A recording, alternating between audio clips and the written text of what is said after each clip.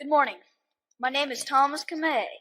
I am 11 years old and from Kentfield, California. This is my 4th annual meeting. Last year I asked how the internet might affect some of your holdings. Since a lot of the internet companies have gone out into business, has your view of internet changed? Well, that's a good question, and I think that the internet probably looks to most retailers like less of a competitive threat than it did a couple of years ago. For example, if you look at the jewelers who have been on the internet, and in many cases, in several cases at least, had very large valuations a couple of years ago. So the world was betting that they would be very effective competitors against brick and mortar jewelry retailers. I think that threat has diminished substantially. I think that's been true in the furniture business. In both of those industries, very prominent .coms that had aggregate valuations in the hundreds of millions have vanished in short order. So I would say that we think the internet is a huge opportunity for certain of our businesses. I mean, Geico continues to grow at a significant rate in internet business. See's Candies internet business is up 40% this year. Last year was up a much larger percent from the year before, and it grows, and it'll continue to grow.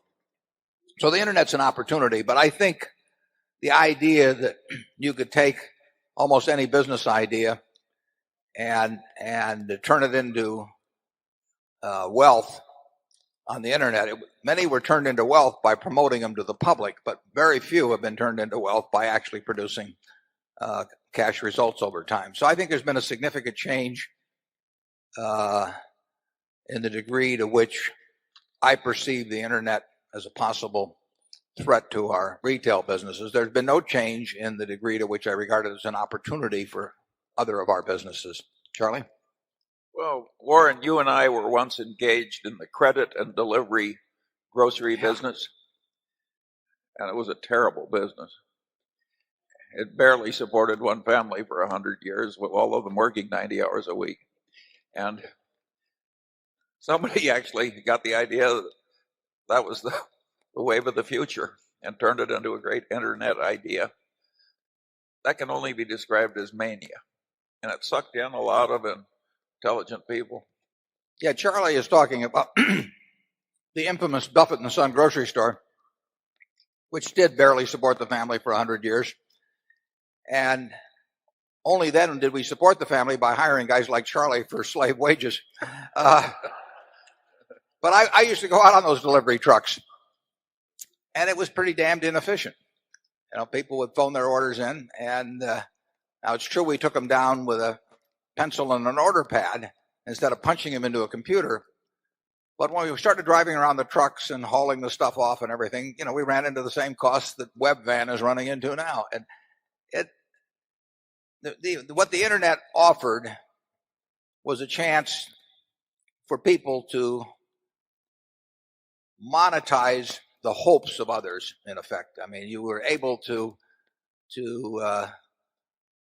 capture the greed and dreams of millions of people and turn that into instant cash, in effect,